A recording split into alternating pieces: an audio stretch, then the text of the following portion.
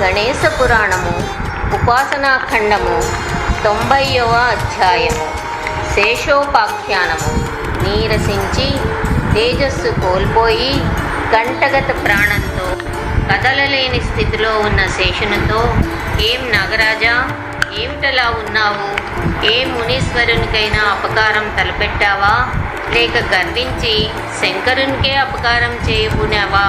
సమస్త చరాచరములతో నిండిన ధరాతలమును మోసే శక్తి సంపన్నుడవే. అయ్యయ్యో, నీకు ఈ దురవస్థ ఎలా కలిగింది? దాచకుండా చెప్పు, తర్వాత దానికి పరిహారం నేను చెబుతాను అని నారదుడు శేషుని నిలదీశాడు. శేషుడు లజ్జతో తలదించుకుని మౌనం వహించాడు. అంతా నారదుడు శేషుడు తిరిగి స్వస్థానం పొందే ఉపాయం చెప్పడం మొదలుపెట్టాడు. శేష, నేను చెప్పేది శ్రద్ధగా విను. ఏ ఉపాయం చేత కేశవాది దేవతా బృందములు కింకరులవుతారో, ఏ ఉపాయం చేత చిన్న పిల్లవాడు తన తలపై మాలను ధరించినంత తేలికగా నువ్వు భూమిని ధరించగలవో, ఆ ఉపాయం నీకు చెప్తాను అని నారదుడు పలకగా, శేషుడు, నారద మునీంద్ర, ఎంతో పుణ్యం చేస్తే గాని నీ దర్శనం లభించదు. నా పుణ్యవశమున నీ దర్శన భాగ్యం నాకు లభించింది. మహర్షి, నా అవస్థ చూస్తున్నావు కదా. నా శరీరంపై నాకు వశం తప్పి కృషించి భూభారణ సామర్థ్యాన్ని కోల్పోయాను. యథాపూర్వం ధరణిని నా శిరస్సుపై వహించే శక్తి నాకు కలిగే ఉపాయం సెలవీయండి అని వేడుకున్నాడు. అప్పుడు నారదుడు, నాగరాజా, నీకు దేవదేవుడైన గజానన యొక్క మహామంత్రము ఉపదేశిస్తాను.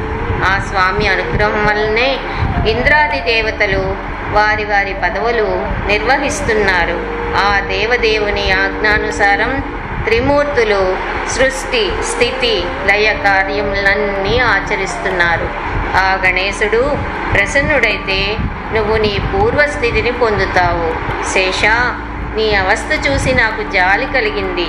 అందుకే నీకు గణేశ మంత్రం ఉపదేశిస్తున్నాను అని చెప్పి శ్రీ గణేశ షడక్షర మహామంత్రమును శేషునకు ఉపదేశించాడు నారద మహాముని.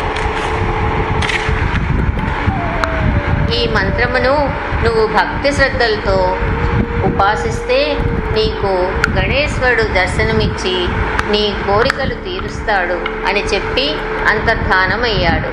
పిదప శేషుడు ఇంద్రియ నియమంతో గణనాథని ఉపాసిస్తూ 1000 సంవత్సరములు మంత్రధ్యానం చేశాడు. నాగరాజు భక్తికి మెచ్చి గజాననుడు 3 నేత్రములు, 10 చేతులు, శిరస్సున రత్న కిరీటం, రత్నముద్రాక్ష సూత్రములు ధరించి దేవర్షి బృందములు స్తుతిస్తూ ఉండగా, గజముఖము, వక్రతుండము దాల్చి భక్తులను అనుగ్రహించే కామరూపంతో శేషుని ఎదుట సాక్షాత్కరించాడు ఆయన. కోటి సూర్యుల కాంతితో వెలుగొందుతున్న గజాన్ని చూడగానే నాగరాజు కండ్లు చీకట్లు కమ్మి మూతపడ్డాయి. దుర్నిరీక్షంగా ఉన్న గజానుని చర్మచక్షువులతో చూడలేక భయపడి శేషుడు, ఏమిటి తేజస్సు? ఇది సమస్త లోకాలను దహించే ప్రళయాగ్ని కాదు కదా? కాదు, బహుశా ఈ తేజస్సు నారదుడు చెప్పిన గణనాథుందై ఉండవచ్చును అని తనలో తాను తర్కించుకోసాగాడు. అప్పుడు గజాననుడు, నాగరాజా, భయపడకు. నువ్వు దివారాత్రములు ఏ మూర్తిని ఉద్దేశించి ధ్యానించావో ఆ మూర్తిని నేనే. నీకు వరాలు ప్రసాదించడానికి వచ్చాను. సృష్టి, స్థితి, లయములకు కారణభూతుడను నేనే.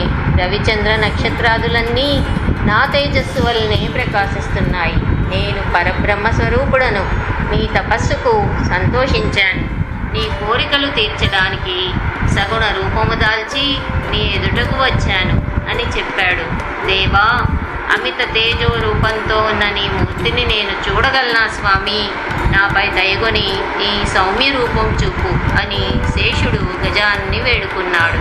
శేషుని విన్నపం మన్నించి గణేశ్వరుడు చంద్రుని వంటి చల్లని రూపం దాల్చాడు. ఆ రూపం చూసి నాగరాజు అమితానందం పొంది గజాస్యుణ్ణి ఇలా స్తుతించాడు. శేషకృత గణేశ పంచరత్నములు. అథ శేషకృత గణేశ పంచరత్నస్తోత్రం చంద్రాభం సౌమ్యరూపం తం కరుణాబ్ధిం సురేశ్వరం అనంతఫలదం దేవం వందేహం గణనాయకం జగద్వంద్యం జగన్నాథం జగత్కారణకారణం సర్వస్వరూపం విశ్వేశం విశ్వవంద్యం నమామ్యహం విశ్వవంద్యం నమామ్యహం గజాననం గణాధ్యక్షం గరుడేశస్తుతం విభుం గుణాధీశం గుణాతీతం గణనాథం భజామ్యహం విద్యానామాధిపం దేవం దేవదేవం సురప్రియం సిద్ధిబుద్ధిప్రియం దేవం సిద్ధిదం భుక్తిముక్తిదం సర్వవ్యాపినమీశానం సర్వేప్సితఫలప్రదం సర్వవిఘ్నహరం దేవం నమామి గణనాయకం సర్వవిఘ్నహరం దేవం నమామి గణనాయకం నమామి గణనాయకం.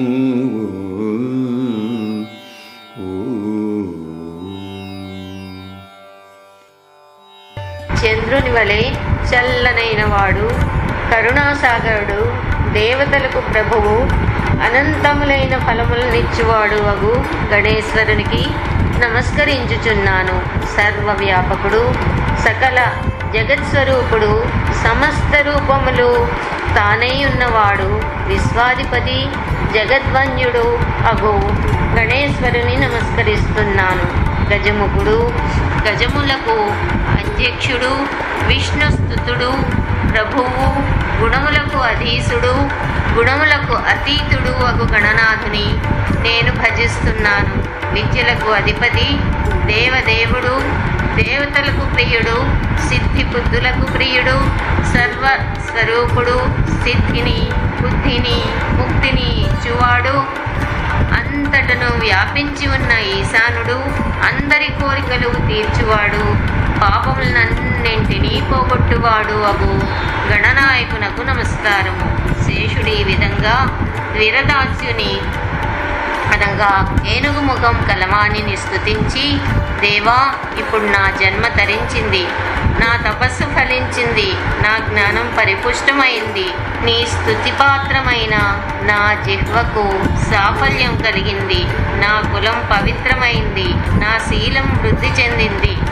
ఓ దేవా, నీ అఖండ నామ సంకీర్తన నందు నా మనస్సు ఎల్లప్పుడూ లగ్నమై ఉండేటట్లు కరుణించు. కరుణానిధి, నా కష్టాలు సర్వజ్ఞుడైన నీకు వేరే చెప్పాలా? అయినా చెప్పుకోక తప్పదు కాబట్టి చెప్పుకుంటున్నాను. స్వామి, నా దీనావస్థ చూస్తున్నావు కదా, నేను గర్వించడం చేతనే నా తల చీలిపోయింది. పరమేశ్వరుడు కోపం వచ్చి నన్ను నేలపై విసిరి కొట్టాడు. నారదముని నాపై కటాక్షించి పరమ పవిత్రమైన నీ మహామంత్రం నాకు ఉపదేశించాడు. నా శక్తి మేరకు నిన్ను ధ్యానించాను. నాపై ప్రసన్నుడవై భక్తవరదుడవగు నువ్వు నాకు దర్శనమిచ్చావు. ఇప్పుడు నన్ను కరుణించి ముల్లోకాలలోనూ నాకు శ్రేష్ఠత్వం ప్రసాదించు. పృథ్వీని భరించే శక్తి నాకు అనుగ్రహించు. నాకు స్థిరమైన స్థానం కలిగించు. నిత్యం నీ సందర్శన భాగ్యం కలిగించు అని వేడుకున్నాడు. గజాననుడు భక్తాభీష్ట వరప్రదాత కదా. శేషుడు కోరినవన్నీ మన్నించి, శేషా, నీ శిరస్సు భిన్నమైనది కదా, నువ్వు 1000 మణులతో ప్రకాశించే శిరస్సులతో విరాజిల్లుతూ సహస్రవదనుడు అను ప్రఖ్యాతనామం కలిగి వర్ధిల్లుతావు. స్థిరమైన భూభారణ శక్తి నీకు కలుగుతుంది. అంతేకాదు నువ్వు శంకరుడికి శిరోలంకారమై ఉంటావు. నువ్వు సర్వవేళలా నన్ను అంటిపెట్టుకొని ఉంటావు. నీ మనోభీష్టములన్నీ తీరుతాయి అని చెప్పి శేషుని తన ఉదరమున ధరించాడు గజాననుడు. అందువలన గణపతికి వ్యాలభద్రుడనే పేరు వచ్చింది. అటు పిమ్మట శేషుని శిరస్సుపై తన చేయి ఉంచి గణేశ్వరుడు తన విరాట్ స్వరూపం కనపరిచాడు. అప్పుడు పెద్ద శబ్దం వచ్చింది. ఆ శబ్దానికి భూమి ఆకాశాలు దద్దరిల్లాయి. గణనాథుని విరాట్ స్వరూపం, భూమి పాదతలము, దిక్కులు చెవులు, సూర్యుడు నేత్రము, ఓషధులు రోమమూలములు, పర్వతములు నఖములు, మేఘము చెమట, బ్రహ్మ ప్రజాపతి చతుస్సాగరములు కుక్షి, లెక్కకన్నని బాహువులు, లెక్కలేనన్ని పాదములు, అనేక రోమకూపములు, అనేక కోటి బ్రహ్మాండ గోళములు, శతకోటి మధ్యందిన మార్తాండ తేజో విరాజిత అనంత శక్తి సమన్విత గజానన విరాట్ స్వరూపం వీక్షించలేక శేషుడు విహ్వలుడై, దేవాదిదేవా, నీ విరాట్ స్వరూపం ఉపసంహరించు, సౌమ్య రూపం ధరించు అని వేడుకున్నాడు. అంత గజాననుడు దశభుజములతో సింహవాహనుడై నిలిచి, నాగరాజా, నా విరాట్ స్వరూపం దర్శనం దేవతలకు కూడా లభించలేదు. నీకా భాగ్యం లభించింది. నువ్వు ఈ భూమిని పూలచెండు ధరించినంత తేలికగా ధరిస్తావు. శివుని యందు కూడా నీకు ఉచిత స్నానం కలుగుతుంది. శివుని యందు కూడా నీకు ఉచిత స్థానం కలుగుతుంది. నువ్వు ధరణీధరుడు అను నామం కలిగి ఉంటావు అని చెప్పాడు. అప్పుడు దేవా, నాతో పాటు నీవును ధరణీధర నామదేవుడివై ఉండాలని నా ప్రార్థన. దేవా, నాతో పాటు నీవును ధరణీధర నామధేయుడివై ఉండాలని నా ప్రార్థన. నువ్వు ఈ క్షేత్రంలో వెలసి భక్తుల అభీష్టాలు తీర్చాలని నా మనవి అని ప్రార్థించాడు. గజాననుడు అందులకు అంగీకరించి అంతర్ధానమయ్యాడు. శేషుడు ప్రవాళమనే పురమున రత్నస్తంభములతో కూడిన ఆలయం నిర్మించి అందు గణేశుని ప్రతిష్ఠించి ఆ స్వామికి ధరణీధరుడని నామకరణం చేశాడు. అభయవరదహస్తః పాశతం తాక్షమాలా శృణిపరశు దధానో ముద్గరం మోదకం చ ఫలమధిగత సింహః పంచమాతంగవక్త్రో గణపతిరతిగౌరః పాతు హేరంబనామా. గణపతిరతిగౌరః పాతు హేరంబనామా. 90వ అధ్యాయం సమాప్తం.